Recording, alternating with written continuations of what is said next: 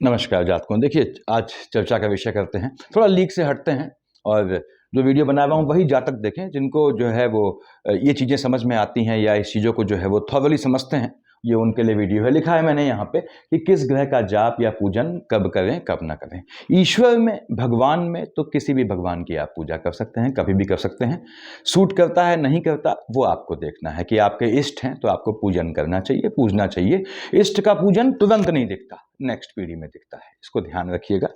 दूसरी बात यह है कि हम यहाँ बात कर रहे हैं कि कैसे, किस ग्रह की बेसिकली, क्योंकि देवताओं में तो आप किसी को पूछ सकते हैं। यहाँ पे कंफ्यूजन भी होता है लोगों में कि जैसे कुछ लोग कहते हैं कि साहब मैं हनुमान चालीसा पढ़ता हूँ, कोई कहते हैं बजरंग बाण पढ़ता हूँ, कोई कहते हैं बजरंग बाण पढ़ना ठीक नहीं है क्योंकि उसमें जो है एक शपथ दी गई है हनुमान जी को, इन्हें मारू तो ही शपथ राम की, राखो नाथ मर्जाद नाम की। तो कुछ लोगों के मन में शंका होती है कि इसमें हनुमान जी को शपथ दी गई, तो अजीब। शपथ आपने नहीं दी है, लेखक ने लिखा है, ये लेखक की भाषा में है। तो इसमें आप शपथ नहीं दे रहे हैं, आपके बिहाफ पे वो शपथ दे रहे हैं, आप तो उसको पढ़ रहे हैं, आपके बिहाफ पे वो शपथ दे रहे हैं जिन्होंने लिखा है, जिनके भाव छुपे हुए हैं, जिनकी अनथक प्रयास लगा हुआ है। तो इसमें आपको मंथन नहीं करना है। हनुमान चालीसा सात्विक रूप से कोई भी भाई बहन पढ़ सकता है और सबको लगभग कंठस्थ होती है, पढ़ सकते हैं। लाभ क्या है? मन को शांति मिलती है हनुमान चालीसा से। मैंने ये चीज बहुत पहले क्लियर की हुई है आप लोग को कि इनके पैसा नहीं है, तो पूजा पाठ से पैसे की उम्मीद ना किया करें, क्योंकि पूजा पाठ से धन संपत्ति अकल्ट के हिसाब से करते हैं तभी लाभ मिलता है, अदरवाइज पूजा पाठ से सिर्फ मन का सुकून मिलता है, अपने साथ हुए नेगेटिव चीजों को जस्टिफाई करने के रीजन मिलते हैं और शायद ताकत भी मिलती है। उससे लाभ चाहिए तो उसे अकल्ट के हिसाब से किया जाता है। तो हनुमान चालीसा सामान्य रूप से कोई भी पढ़ सकता है, अच्छी बात है। देखिए, और लेडीज में, बहनों में सफाई का थोड़ा ध्यान रख लेंगी। उसके बाद साफ ना हो बहनें तो भी वो मन में पढ़ सकती हैं, बिना दिया जलाए मन में बोल सकती हैं, क्योंकि वो वाणी का जो है वो हृदय तक जाता है, उससे नीचे नहीं जाता है। इसको ध्यान रखिएगा। सिटिंग करते हैं जब दिया जलाते हैं तो संपूर्ण बॉडी में जाता है। ये चीजें क्लियर होनी चाहिए। आप लोग को आता होगा ये चीजें, तो मैं समझा रहा हूं। तो ये आपकी हनुमान चालीसा। बजरंग बाण क्या होता है? लेवल हट जाता है। देखिए, लेवल बढ़ जाता है। बजरंग बाण क्या है? नेगेटिविटी को खत्म करने के लिए। और कौन सी नेगेटिविटी? जो आपके जीवन में हो रही है वो नेगेटिविटी नहीं है, इसको ध्यान रखिएगा।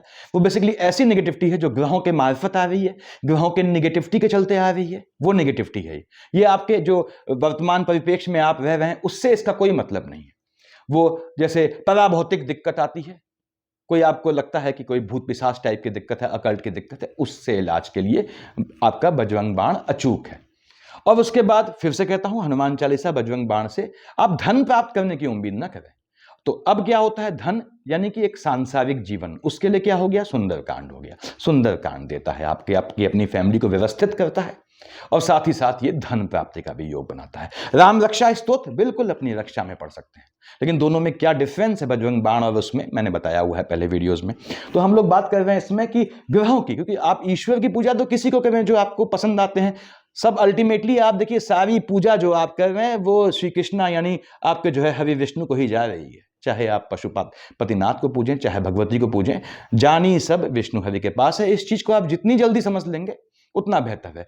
अब आपने कहा साहब विष्णु हरि के पास जानी है तो हम सीधे विष्णु हरि को पूजें, इसमें भी वो है कि आपके ग्रहों के हिसाब से सपोर्टिंग देवता कौन है, उनके थ्रू आप पकड़ेंगे विष्णु हरि को तो वो ज्यादा बेहतर रहेगा। इसको ध्यान रखिएगा। तो यहां पे मैं बता रहा हूं आपको कि किस ग्रह का जाप पूजन कब करें, कब ना करें। आपने कहा साहब आपकी जो है शुक्र की दशा चल रही है, ठीक है, आप जाप कर रहे हैं बृहस्पति का, देखिए दिक्कत आएगी। तो काफी लोग कहते हैं मैं लंबे समय से ये पूजा करता हूं, ये पूजा कर रहा हूं, मुझे लाभ नहीं मिल रहा है। इसका रीजन है, तो पहली चीज समझें कि 9 ग्रह जो हैं उनकी जो शांति करवाते हैं उससे सभी ग्रह शांत होते हैं, मंगल बुध शांत नहीं होते। मंगल के लिए आपको एडिशनल करना पड़ता है अगर मंगल की दिक्कत है तो। इस चीज को दिमाग में बैठा लें। दूसरी बात क्या होता है कि आपकी दशा अंतर प्रत्यंतर ये आपको मालूम पड़नी चाहिए। यानी कि आपने कहा, जैसा कि बताया मैंने, सपोज आपकी जो है दशा चल रही है आपके शुक्र की, 20 साल की दशा होती है, लंबी दशा होती है, पूजा कर रहे हैं, जाप कर रहे हैं बृहस्पति का, तो ना दिक्कत है। तो आपको क्या करना पड़ेगा? बृहस्पति और शुक्र दोनों को एक साथ साधना पड़ेगा। मैंने बताया हुआ है, देखिए सपोज यहां 9 लिखा है, सपोज लिखा 9th, तो ये 12th, देखिए उसके बाद 1 ना सॉरी 9 10 1 2 3, इसको मैं हटा देता हूं, जरा कंफ्यूजन होगा ऐसे, 9, 10th, 11th, 12th, 11th, 12th, 1, 2, 3, 4, 5, 6, 7, 8। आपने कहा साहब बृहस्पति आपके लग्न के लॉर्ड है, तो बृहस्पति को आपको उदाहरण ले रहा हूं, पसंद करना ही करना है। आप कैसे किसी भी ऐसे ग्रह को पसंद नहीं कर सकते जिसका जो है बृहस्पति से एनिमिटी है। तो आपने शुक्राचार्य को पसंद किया, आपने कहा शुक्र आपका डबल मार्केश है क्योंकि 6th और आपके 11th हाउस का लॉर्ड है, तो देवगुरु बृहस्पति परेशान हो जाएंगे। तो उसमें बृहस्पति और शुक्र को एक साथ साधना है, मैंने बताया है विष्णु सहस्त्र नाम। ऐसे ही आप किसी भी उसमें लें, ये इसको समझें, आप अपनी कुंडली सामने खोलें और उसको देखें, एनालाइज करें कि पहली बात तो यह है कि लग्न का लॉर्ड जो है उसके एनिमी की पूजा करते हैं, तो आपको लग्न के लॉर्ड को साधना पड़ेगा। इसको मैं कान दूसरी ओर से पकड़ के समझाता हूं आपको कि यदि आप ऐसे ग्रह का रत्न पहनते हैं जो मार्केश है लेकिन पैसा दे जाएगा, पर मार्केश तो है, तो आपको लग्न के लॉर्ड की रिंग अंगूठी पहननी पड़ेगी, रत्न पहनना पड़ेगा उसका। तो कहीं भी है, अब आपने कहा साहब ये आपका कुछ भी ले लीजिए, चलिए मेष लेता हूं, यहां देखिए 1, 2, 3, 4, 5, 6, 7, 8, 9, 10, 11, 12। आपने कहा साहब आप जो है शनि महाराज की पूजा करते हैं, ठीक, शनि महाराज के नियमित जाप करते हैं मेष लग्न वाले, लेकिन लग्न का लॉर्ड कौन है? मंगल महाराज है। अब शनि और मंगल में जैसा कि बताया मैंने पहले वीडियोस में कि नेगेटिविटी का कंपटीशन होता है, दोनों एनिमी हैं ये कहीं नहीं है, नेगेटिविटी का कंपटीशन होता है। अब दो ग्रह अगर नेगेटिविटी करेंगे तो उनके पास जो जातक है वो कौन है? वो आप है, जिसकी वो कुंडली की हम बात कर रहे हैं। तो अल्टीमेटली वो नेगेटिविटी आपको इन्फ्लुएंस करती है गलत तरीके से। तो यहां पे मंगल आपका जो है मालिक बनता है मेष वालों का लग्न का, सपोज बता रहा हूं मैं आपको, और आपके 10th और 11th शनि कहां का मालिक है? यहां का मालिक है। आपने कहा साहब आपने शनि के लिए, चलिए मान लिया, हालांकि 11th हाउस जो है मार्केश की शेड में आता है, नीलम पहन लिया, तो मंगल महाराज परेशान होंगे, इसको ध्यान रखिएगा। मंगल आपके हलचल लाएगा, कहां पे? आयु वाले खाने में भी, पुरातत्व में भी, यहां हलचल लाएगा। तो आपको ये ध्यान रखना है रत्न पहनने में। रत्नों पे सब बता चुका हूं मैं बात कर रहा हूं पूजा के। आप शनि की पूजा करते हैं तो आपको मंगल की भी पूजा करनी पड़ेगी। आपने कहा साहब क्यों? क्योंकि शनिदेव बैठते हनुमान जी के चरणों में हैं। ये कंफ्यूजन दूर करें, आप लोगों को कंफ्यूजन होता है, मंगल के चरणों में नहीं बैठते। शनि और मंगल का ये है, देखिए निगेटिविटी को लेके। हाँ, मंगल के जो वो हैं आराध्य हैं हनुमान जी, उनके चरणों में शनि बैठते हैं। तो इसीलिए शनि और मंगल को एक साथ शांत करना पड़ता है, अकेले शनि की पूजा आप नहीं करेंगे। तो उस केस में क्या है, आपको मैंने बताया हनुमान जी का आप जो है अगर सुंदरकांड पढ़ते हैं तो सुंदरकांड से बिल्कुल समकक्ष रूप से शनि महाराज जी प्रसन्न हो जाते हैं, आपके हनुमान जी भी प्रसन्न हो जाते हैं। या आपने मंगल का जाप कर लिया, शनि का भी जाप कर लिया। अकेले एक को नहीं साधना है। अगर अकेले आप लग्न को साधेंगे यहां पे मेष लग्न वालों, तो आपका जो है एम्प्लॉयमेंट वाले खाने और लाभ वाले खाने में फ्लक्चुएशन आ जाएगा। तो इसमें निचोड़ क्या है इस चीज का? जिसकी पूजा कर रहे हैं पहले देखें, जो पूजा आप कर रहे हैं दशा कौन सी आई है। इसमें महादशा हो गई, अंतर हो गई, प्रत्यंतर हो गई, सूक्ष्म की बात नहीं करूंगा, ठीक। अब याद रखिए कि प्रत्यंतर दशा, महादशा लंबी होती है। आपने कहा साहब सूर्य चंद्रमा मंगल राहु बृहस्पति शनि बुध केतु शुक्र में सबसे लंबी महादशा होती है शुक्र की, ठीक है, 20 साल की। उसमें पहली अंतर किसकी आएगी? शुक्र की। और दूसरी अंतर किसकी आएगी? आपने कहा सीक्वेंस में सूर्यदेव की। तो अब आपको जो महादशा है उसको ध्यान रखना है कि महादशा क्या चल रही है। जैसे महादशा चल रही है आपकी शुक्र की, आप पूज रहे हैं बृहस्पति को, दिक्कत है। महादशा है मंगल की, आप पूज रहे हैं शनि को, दिक्कत है। महादशा है बुध की, आप पूज रहे हैं चंद्रमा को, शांत कर रहे हैं, शांत कर सकते हैं, पूज रहे हैं तो दिक्कत है किसी भी मार्फत। तो ये आप महादशा है शुक्र की, आप पूजा कर रहे हैं सूर्य की, दिक्कत है। तो ये ध्यान रखना है कि महादशा अंतर किसकी है। प्रत्यंतर, प्रत्यंतर के लिए पेन नहीं लेना है। अगर आपकी पूजा के ड्यूरेशन में प्रत्यंतर की दशा आती है उससे कोई फर्क नहीं पड़ता, ये याद रखिएगा। तो पहली चीज आपको देखना है कि आप जिसकी पूजा कर रहे हैं, जिस भी ग्रह की, वो ग्रह आपकी कुंडली में कहां का मालिक है। जो पॉजिटिव इफेक्ट देगा उसको अकारण मत छेड़ें। अगर वो कब छेड़ेंगे? जब उसकी महादशा में फ्लक्चुएशन आता है। फ्लक्चुएशन कैसे आता है ये भी बात सुन लें। जैसे बुध की बात करता हूं, किसका मालिक होता है? 3 और 6 मिथुन और कन्या का, 3rd हाउस का लॉर्ड है, आपके 6th हाउस का लॉर्ड है। याद रखिएगा, आधे समय यहां का फल देगा, आधे समय यहां का फल देगा अपनी महादशा में। आपने कहा साहब इसी कुंडली में शनि आधे समय यहां का फल देगा, आधे समय यहां का फल देगा। बृहस्पति आधे समय आपको भाग्य का फल देगा, आधे समय एक्सपेंडिचर करेगा। ये डिपेंड करता है लग्न पे कि कौन से खाने का पहले देखेगा। मैंने बताया हुआ है पहले वीडियोस में। तो इसमें दशाओं में कभी कभी क्या होता है कि दोनों खाने बेहतर नहीं है, तो आधे समय दशा आपको बेहतर फल देती है, फिर आप परेशान होते हैं साहब बाकी आधा समय जो है वो सही नहीं जा रहा है। उसका रीजन ये होता है। तो हमको क्या ध्यान रखना है कि हमारी जो भी दशा चल रही है, पहली बात तो ये है, ये ध्यान रहे कि उसके एनिमी को पूजेंगे तो उसको भी पूजना पड़ेगा जिसकी दशा है। ये पहला नियम है। दूसरा, कुंडली में देख लें आप कि आपका जो है जिस ग्रह को पूज रहे हैं तो उसका एनिमी ऐसे खाने का मालिक तो नहीं है जहां वो हलचल ले आएगा, तो आपको एनिमी को भी पूजना पड़ेगा। या एनिमी की दशा में, महादशा यूनिवर्सल है, देखिए महादशा में आप उस ग्रह की पूजा कर सकते हैं तो बाकी ग्रह नाराज नहीं होते हैं। ये इसका तीसरा पॉइंट है। अंतर प्रत्यंतर, अब प्रत्यंतर दशा अगर बीच में आती है आपकी, सपोज आप पूजा कर रहे हैं बृहस्पति की, शुक्र की प्रत्यंतर बीच में आ गई, नुकसान नहीं करेगी, ये भी ध्यान रखिएगा। तो ये आपको दो चीज देखनी पड़ती है, दशा अंतर प्रत्यंतर क्या है पूजा के लिए, और कौन से ग्रह को साध रहे हैं, ध्यान रखिएगा इसको।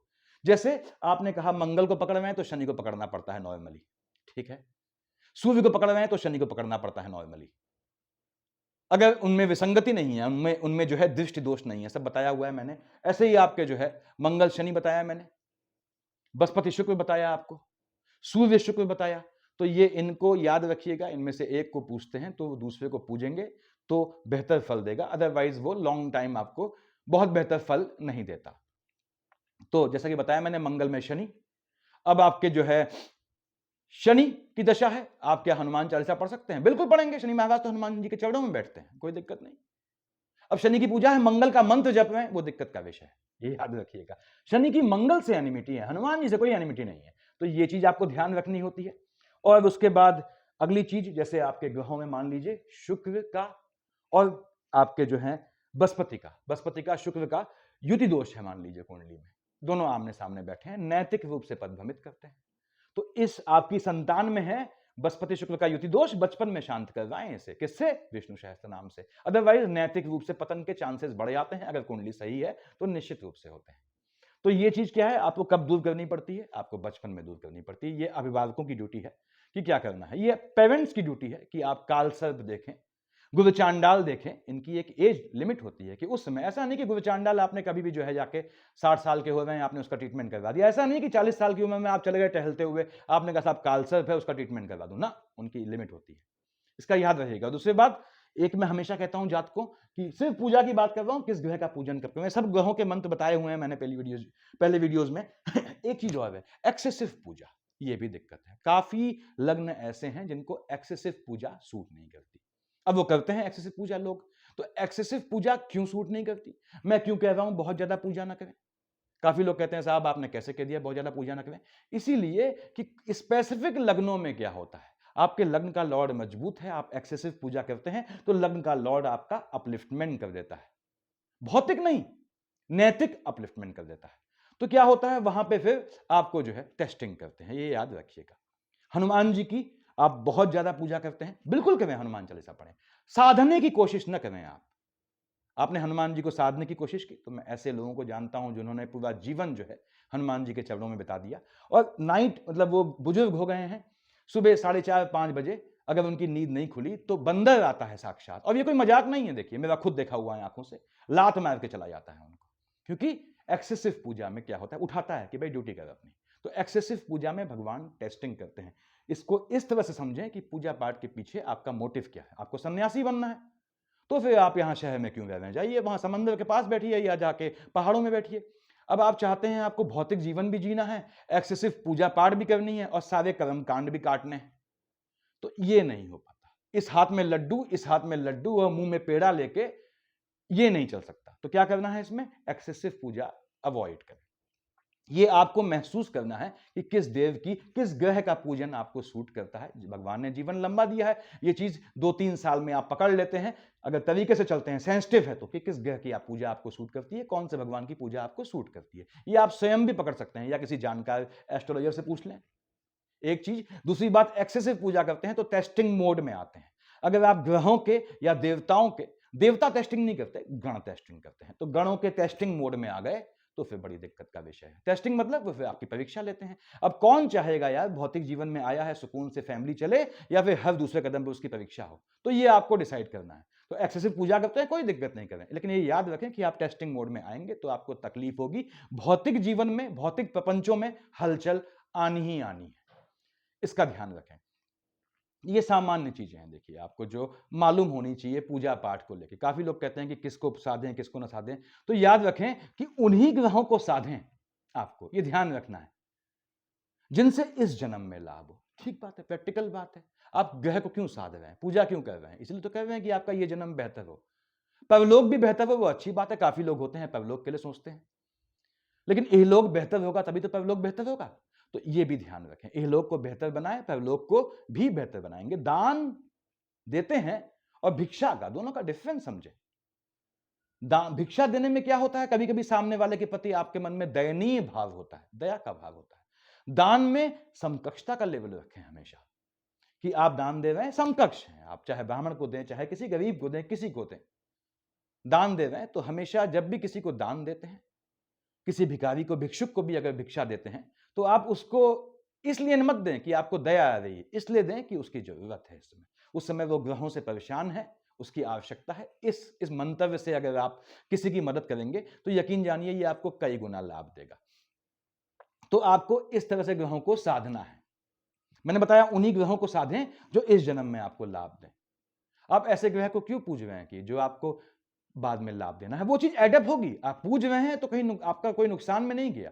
ये ऐसी चीज है, इसने रिटर्न तो देना ही देना है। पूजा पाठ ने आपको रिटर्न देना है। देखिए, अकल्ट के हिसाब से करेंगे इस जन्म में दे देगी, अकल्ट के हिसाब से नहीं करेंगे तो अगले जन्म में आपकी संतानों में जाएगा।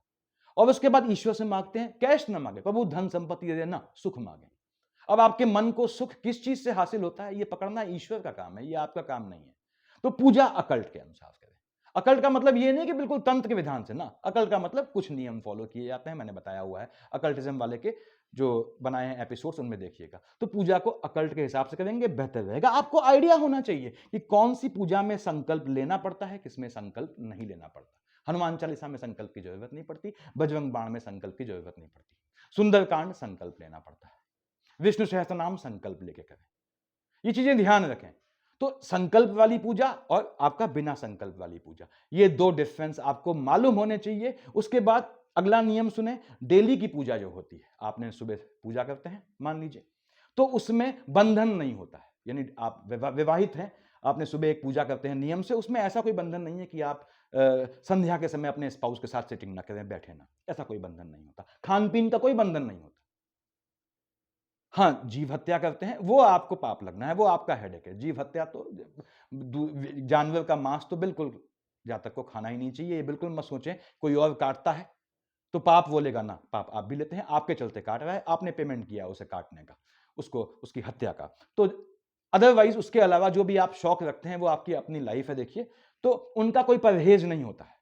यानी कि डेली की पूजा में कोई बंधन नहीं होता है ऐसा। चाहे आप डेली की कोई पूजा ऐसी है, आप विष्णु सहस्त्रनाम भी डेली पढ़ते हैं तो बंधन नहीं होता है, याद रखिए। रूटीन में आपके बंधन नहीं होता। नैतिकता अपनी जगह पे है, वो आपको पालन करते हैं नहीं करते हैं वो आपको देखना है। उद्यापन किस पूजा का किया जाता है, किसका नहीं किया जाता है, ये आपको बिल्कुल मालूम होना चाहिए, ध्यान रखिएगा। इसीलिए मैं कहता हूं पूजा को लंबा न खींचे। 27 नक्षत्र हैं, बहुत बहुत 27 हफ्ते, 27 महीने, 27 दिन बाद आप उद्यापन कर दिया करें, क्योंकि फिर आप टेस्टिंग के मोड में आ जाते हैं।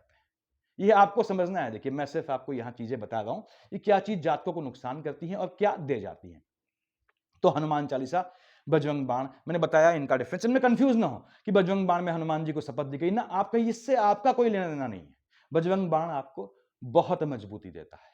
अगर नाइट में आप कहीं भी, ईश्वर न करे, कहीं गलत जगह फंस जाते हैं, ऐसी जगह जहां घात प्रतिघात का योग बनता है, या जो है वो जो निगेटिविटी है, भले ही हम उसे सोल के फॉर्म में कहें, गलत सोल के फॉर्म में कहें, तंत्र के फॉर्म में कहें, आपको निकाल देती है।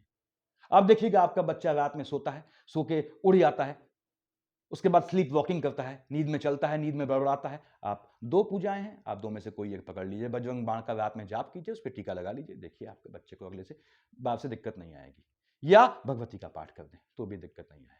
मैंने बताया हुआ है पहले जातकों आप लोग को कि आपको दुर्गा सप्तशती, अब कंठस्थ हो ये तो नहीं कहूंगा, पूरी किताब होती है मोटी, लेकिन आपको जो है सिद्ध कुंजिका स्तोत्र अगर आता है और बैठा नहीं है, यहां बैठा है आपके, तो आपकी जीवन में आधी समस्याएं दूर कर देता है। सबको आना चाहिए, लेकिन भगवती का कोई भी पाठ करने के बाद, चाहे वो कितना भी माइन्यूट पाठ हो, चाहे जाप हो, चाहे दुर्गा के सहस्त्र नाम स्तोत्र हो, कुछ हो, उसके बाद क्षमा प्रार्थना अवश्य किया करें, तभी उसका फल मिलता है। क्योंकि त्रुटि हो ही जाती है, देखिए ह्यूमन बीइंग से ह्यूमन अगर हो ही जाती है, तो इसको ध्यान रखें।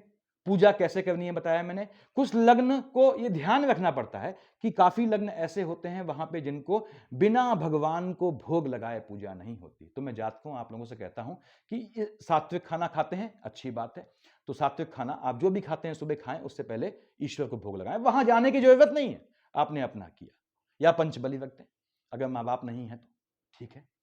उसके बाद इसको ध्यान रखिए, ये काम की चीजें हैं। और अगर आप भोग लगाते हैं तो ये आप नियम से याद रखें, अपने खाने से पहले, अब दिन में कुछ आपने चिप्स विप्स खा लिए वो अलग बात है, अपने सुबह के नाश्ते और दिन का खाना घर में खाते हैं या नहीं तो कोई बाहर खाते हैं, कोई बात नहीं, शाम के खाने से पहले आपने जो है ईश्वर को जिनको पूजते हैं उनको भोग लगा दें। और भोग लगाने में कोई बंधन नहीं है, बादाम पड़े हैं, आपने बादाम से भोग लगा दिया, सभी भगवानों को खिला दिया। नहीं है बादाम, कुछ भी मीठा है, खिला दिया आपने। और वो भी नहीं है, अरे चीनी के दाने ले आए, खिला दिया। तो ये अगर आप अपने खाने से पहले ईश्वर को भोग लगाते हैं, आपके अन्न का और अन्न से होने वाले, चाहे वो अन्न किसी मार्फत आया हो, काफी लोग कहते हैं महात्मा लोग अन्न गलत काम से आया, इससे आया, उसका दोष वहीं खत्म हो जाता है, कम से कम आपकी संतानों पे नहीं जाता। इसको जीवन में याद रखें, गांठ बांध लें कि आपको स्वयं खाने से पहले ईश्वर को भोग लगाना है। ऑब्वियसली आप सात्विक खाना खा रहे हैं तो अब प्याज लहसुन की सब्जी है, भगवान को भोग लगाएंगे नहीं। उसके बाद भी मैंने जातक देखे हैं जो सिंपल रोटी लेके उसमें से हल्का सा घी और गुड़ लगा के या चीनी लगा के भगवान को भोग लगाते हैं, तब खाना खाते हैं। यदि बाकी सब्जी में प्याज है उसको यूज नहीं करते। बल्कि ऐसे भी जातक होते हैं, देखिए, जो जिसकी जिसकी भक्ति है, जिसकी फीलिंग है, वो अगर बाहर डोसा भी खाता है सपोज, तो वो पहले कहता है कि भाई एक डोसा बिना प्याज लहसुन का निकलवा दें। ये आपकी सोच हो गई। अब उससे गलती से तवे में लग गया प्याज लहसुन, उसके लिए आप जिम्मेदार, करता ही नहीं है, इसको ध्यान रखिएगा। तो ये भी ध्यान रखिए, कुछ खाते हैं ईश्वर को भी मिलना चाहिए। हाँ, प्याज लहसुन ना हो, आपके जानकारी में तो बिल्कुल ना हो, ये भी ध्यान रखना है। अब केक वेक है वो आप देख लिया करें, ठीक। भोग में ऐसा कोई बंधन नहीं है कि आपको बादाम खिलाना है, अखरोट खिलाना है, जो भी चीज हो आपके घर में वो खिलाएं अपने लेवल के हिसाब से। इसमें अमीरी गरीबी से कोई मतलब नहीं है। धन्ना सेठ उनको जो है, चाहे वो जो है कितनी भी महंगी मिठाई खिला देगा, और आप गरीब हैं, अगर आप रोटी का टुकड़ा भी खिला देंगे उस भाव से, तो आपको महत्व ज्यादा मिलेगा। इसको ध्यान रखें, क्योंकि आपने सक्षम न होते हुए भी अपने कर्तव्यों का, अपने दायित्वों का पालन किया। तो भोग अवश्य लगाएं, कोशिश करें, और ये ट्राई करें, इस चीज को आप जीवन में अगर नियम बना लेंगे तो नियम तोड़ना नहीं पड़ेगा, याद रखिएगा। क्योंकि भोग भी ऐसी प्रक्रिया है जिसमें दोष लगता है, अगर आपने गलती से नहीं किया। तो इसको चाहे तो रूटीन में बना दें, और या जो है वो कहीं मतलब ऐसे करें कि रिमाइंडर रहे आपको, आपको ये काम करना है, कुछ समय में आदत पड़ जाएगी। तो ये याद रखें आपको। तो अपने हाथ से प्रभु को खिलाएं, स्वयं से पहले ईश्वर को खिलाएं, भोग लगाएं उस भगवान को जिसको आप पूजते हैं। ये चीजें आपको ध्यान रखनी है, जीवन में डालनी है। और मैंने बताया कि आपको कभी कभी बड़े ग्रह परेशान करते हैं, आधे समय एक राशि का फल देते हैं, आधे समय एक राशि का। तो आपको क्या करना है, आपकी जो भी दशा चल रही है, आपने कहा साहब मंगल दशा चल रही है, तो मंगल महाराज के लिए हाथ तो जोड़ना है, जोड़ दें, ठीक। अब आपने कहा मंगल चल रहा है, कोई दशा चल रही हो, मंगल की दशा चल रही है, आपने हाथ जोड़ दिए। अब दशा आ गई शनि की, तो आप मंगल महाराज को नियमित पूज रहे हैं, वहां पे शनि महाराज जो हैं वो अगर मंगल को पूजते हैं तो वो आपत्ति करेंगे, हनुमान जी को पूजते हैं तो कोई आपत्ति नहीं करेंगे।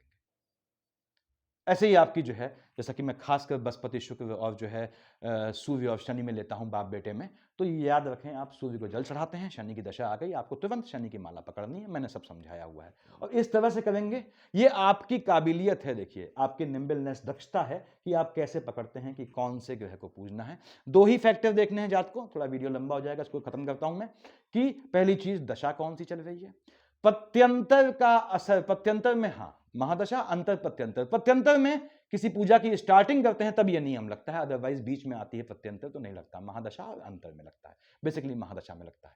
तो महादशा मालूम होनी चाहिए। उसके बाद ग्रहों का, कि आप जिस ग्रह को पूज रहे हैं उसका मालिक यदि देखता है ऐसे ग्रह को जो उसका दुश्मन है, तो आपको दुश्मन को भी खिलाना पड़ेगा। शास्त्रों का नियम है, देखिए हम देवताओं को भोग लगाते हैं तो असुरों के नाम का भी होम लगाते हैं ताकि वो व्यवधान न डालें। यहां पे दूसरे ग्रह उस ग्रह के रिस्पेक्ट में असुर हो जाते हैं, राक्षस हो जाते हैं, उस ग्रह के रिस्पेक्ट में, भले ही वो आपको कितना भी पैसा दे जाए। तो जातकों, क्या पूजना है, किसको पूजना है, इसको देखें। यदि आपको पूजा लंबे समय से सूट नहीं कर रही है, यानी या तो आपके पैटर्न में दिक्कत है या आप गलत तरीके से उसको पकड़ा है आपने। एक ही पूजा को दो आदमी करते हैं, एक को लाभ दे जाता है, दूसरे को लाभ नहीं देता। क्यों? क्योंकि उसकी दशा सपोर्टिंग वाली है। किसको? उस जिसकी पूजा कर रहे हैं उनको। वो उस ग्रह को सपोर्ट करते हैं और दूसरे के में इसका ठीक उल्टा केस होता है। तो ये ध्यान रखें, इतना सफिशिएंट है इतना। Thank you.